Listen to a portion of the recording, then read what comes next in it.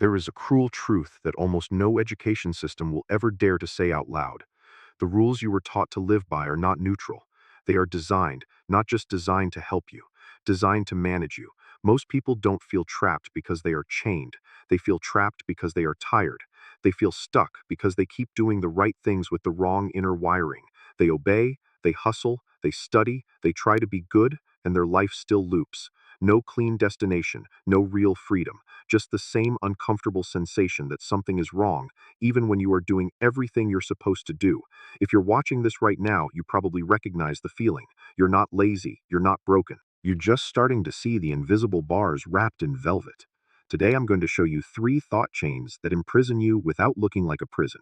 They are quiet, they are moral, they are socially approved, and they work especially well on people who genuinely want to improve themselves.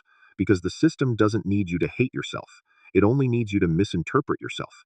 The first chain is the obsession with pure morality, the kind that punishes honesty when honesty makes you powerful. The second chain is the worship of stability, the kind that keeps you obedient by keeping you afraid. The third chain is blind effort, the kind that turns your life into unpaid labor for someone else's structure.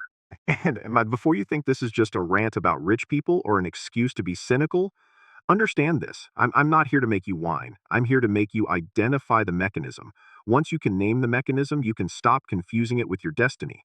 Because right now, many of you are fighting the symptoms. You cut back on habits, you change routines, you buy another course, you download another productivity app, you manifest, you meditate, you journal, you push harder. And the loop doesn't break because the loop isn't in your calendar. The loop is in your beliefs. The loop is in your fear of being real. The hidden self is not just a poetic phrase, it's a diagnosis. It's the part of you that has been edited down so you could be tolerated. The part you buried so you could be loved, promoted, invited, respected, and safe. And safety has a cost. Let's start with the first chain. The moral trap is not morality itself, it's moral performance.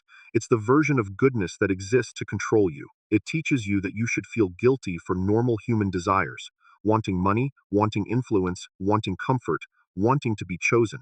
It doesn't say you're greedy. It says you must be humble. It says you must be grateful. It says you must not want too much. And the genius of it is that it uses your conscience against you. When you were a child, you learned a specific emotional script. There was right, there was wrong, there was obedience, there was reward. If you were good, adults smiled. If you were bad, you faced consequences. But the deeper message was never only about behavior. The deeper message was about identity. Your identity became conditional. You weren't taught how to understand your impulses and shape them. You were taught how to suppress them until they become invisible. And then, when the suppressed parts of you explode in adulthood, you blame yourself for having them instead of noticing you were trained to deny them. Here's a micro story that feels familiar. Imagine you want to rest, not because you're lazy, but because your body is exhausted. You take a day off. In your mind, a voice begins. You're selfish. You're wasting time. People are working harder. You should feel ashamed. You don't even have to choose guilt. Guilt arrives automatically, like a reflex. Now imagine someone else sees you taking that day off. They don't ask, "Are you okay?" They think, "That's not responsible." Or they post a motivational quote. Or they make a comment that sounds like care, but it's actually surveillance. This is how moral control works. It turns your personal boundaries into public problems. It makes your inner life a courtroom where you're always guilty. And the worst part is that you start negotiating with yourself. You start offering moral apologies for your own instincts. You say you want success, but you say it softly. You say you want money, but you wrap it in a story about helping others. You say you want power, but you pretend you only want leadership as service. Sometimes you actually believe your own performance. That's how thick the mask becomes. But the system loves this, because a person who feels guilty for ambition is a person who won't fight for better leverage. A person who feels dirty for wanting comfort won't invest in themselves aggressively. A person who believes true goodness means self-denial will accept low-pay, exploitative contracts and relationships where they're under-resourced because they are trained to call survival virtue. You see the pattern. Moral language disguises unequal power. Let me say it clearly. Your worth has been disguised as a virtue test, and every virtue test eventually becomes a leash. The system doesn't need you to be evil, it needs you to be compliant. So you grow up surrounded by big words. Responsibility, community, loyalty, integrity. They sound beautiful, like stained glass, but stained glass can also block light. It can also hide the fact that the world is transactional. When someone says serve the community, they might mean don't ask for more. When someone says be loyal, they might mean stay even when you're being used. When someone says, be responsible, they might mean do the work without bargaining. And you, trained by school and culture, learn to interpret your suffering as proof that you should endure. Now, here's the uncomfortable psychological truth most people avoid. Human nature is dual. You have light impulses and shadow impulses. You want love. You also want certainty. You want fairness. You also want advantage. You want to contribute. You also want to be respected. These are not contradictions. They are both parts of the same animal. The maturity that the world won't teach you is not purity, it's integration. The moment you refuse to accept the dark inside you, you don't become cleaner, you become confused. Your identity becomes a battleground. You start performing goodness while your shadow collects unpaid debts. Then it leaks out in passive ways, in sabotage, in resentment, in jealousy, in anxiety, in attraction to people who recreate your inner conflict. And you will call it personal growth while you're still living in denial. So how do you break the first chain? You stop using morality as a smokescreen for your incapacity. You stop calling your fear values. You stop turning your lack of skills into a personality. Let me make this real. Someone says, I can't negotiate for higher pay because it would be unethical. That person isn't ethical. They are avoiding discomfort. They fear conflict. They fear being disliked. And they found a moral justification to keep their fear intact. Someone else says, I would never use people. I only want genuine connections. But they never set boundaries. They never demand reciprocity. They don't know how to screen. They don't know how to exit. They call it being kind. It's not kindness, it's self-abandonment. The moral trap is not about being nice, it's about surrendering your agency. Here's what agency looks like when you're honest. You can want money without losing your soul. You can care about fairness and still negotiate. You can be ambitious and still be ethical. Ethics that are real are grounded in truth, not in fantasy. Real ethics are not cages, they are compasses. But a fake moral system does the opposite. It turns ethics into an instrument that keeps you small. If you're trapped, it's not because you're immoral. It's because you're moral in a way that removes your power. That's the first chain. The second chain is the worship of stability. Stability is a beautiful word. It sounds like adulthood. It sounds like safety. It sounds like wisdom. But most of the stability the world sells you is not peace. It's postponement. It's the strategy of staying manageable. The system doesn't want you to evolve. It wants you to endure. Let's talk about the collective psychology behind it. People spend most of their energy surviving their own fear. They don't spend energy exploring. They don't spend energy building new identity. They spend energy enduring discomfort and calling it being strong. There's a psychological syndrome that almost everyone carries, even if they don't name it. It's the habit of staying in the familiar pain because the unknown feels like danger. The brain treats uncertainty as a threat to the nervous system, so your mind prefers predictable misery to chaotic possibility. This is why you can see someone in an ugly relationship and still hear them say, it's complicated. But at least it's stable. You can see someone in a job that drains their life and still hear them say it's steady. You can watch people live in dead zones for years, and they justify it with the same phrase, I can't risk it. But watch the deeper structure. When you keep saying you can't risk it, you are refusing to admit that you don't trust yourself. You don't believe you can adapt. You don't believe you can recover. So the stability you chase is actually a coping strategy for self-doubt, and the culture trains self-doubt into you very early. It trains you to avoid the wrong path. It trains you to choose the easy lane. It trains you to avoid making mistakes in public. And then adulthood arrives and reality asks you to act, to choose, to risk, to fail, to revise. But you were never trained for that. You were trained to avoid. Here's a common scene. A person is offered a new opportunity that might double their income. It requires leaving an environment where they are currently known. It requires learning new skills, building relationships, and dealing with a higher probability of rejection. They consider it for 1 day, 2 days. Then they retreat into the familiar. They say, I'll do it later. But later never comes because later is also risk. Later might also fail. Later might also challenge their identity. So they choose stability, and then they choose numbness, and then they call it maturity. You can also see it in the way people talk about employment. The fantasy of a secure job is not really about money. It's about minimizing unpredictability. It's about a fixed schedule that tells your nervous system what to expect. It gives your anxiety an excuse to stop planning. It gives your fear a home. Government jobs, corporate jobs, long-term contract jobs, sometimes they really are stable. But even then, stability becomes a religion when you stop learning, when you stop negotiating, when you stop building optionality. because stability without growth is not stability, it's slow suffocation. Now, the truth that most people can't handle, the goal is not stability. The goal is adaptability. Stability is a condition. Adaptability is a skill. The only real safety in a changing world is your ability to learn, pivot, and recover. If you never practice that muscle, then you will treat every change like a catastrophe. Your body will panic. Your mind will sabotage you, and your life will become a prison, disguised as calm. So the second chain can be broken, but not by repeating slogans like embrace change. Slogans don't rewire fear.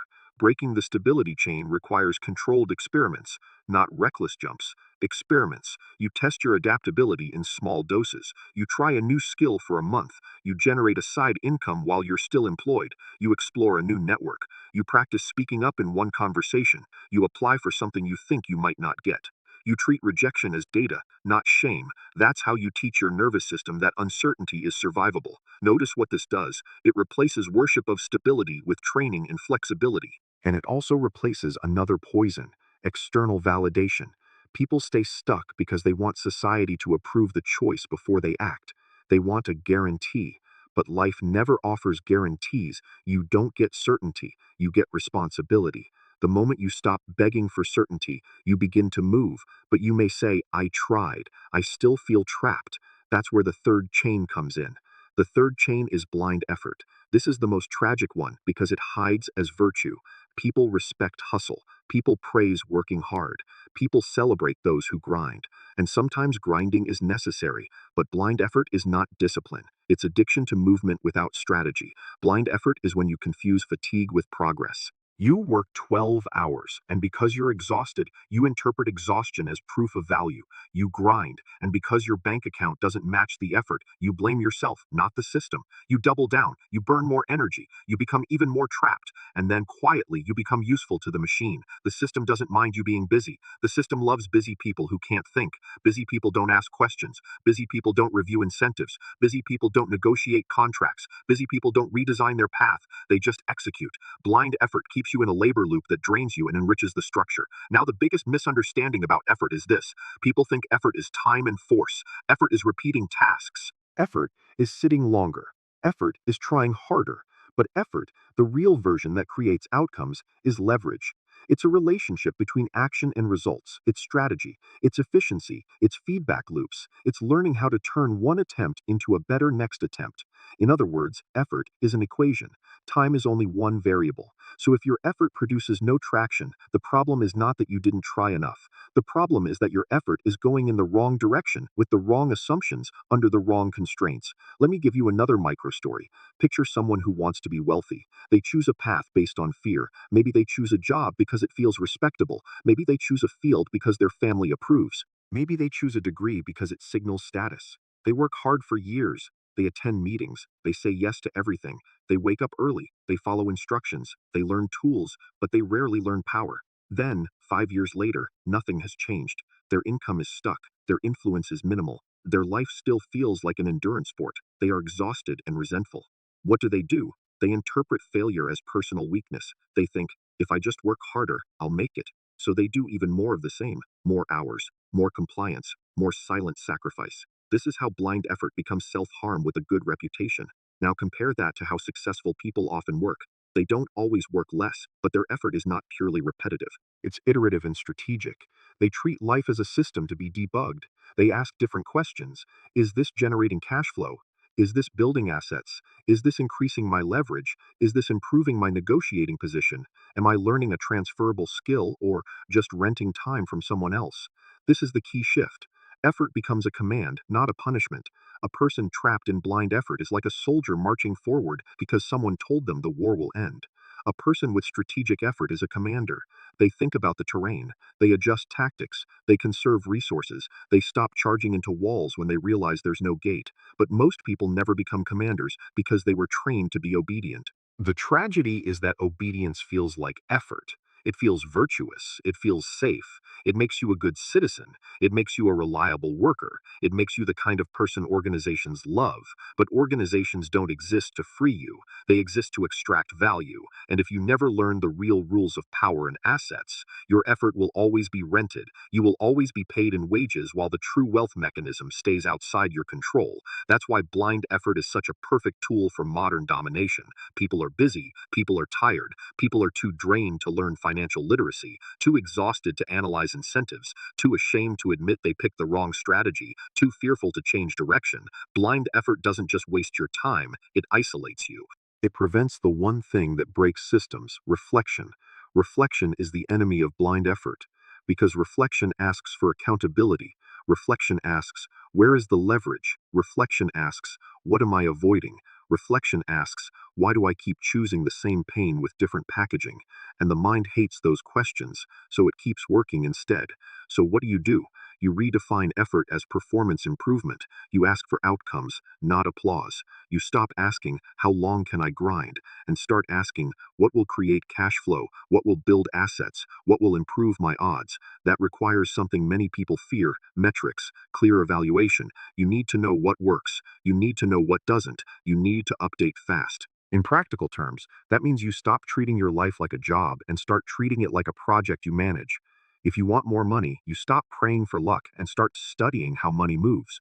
Not motivational finance, real finance. You learn how income converts into assets. You learn what makes a business valuable. You learn negotiation. You learn how to build a network that generates opportunities, not just compliments. You learn how to design a system that continues without your constant sacrifice.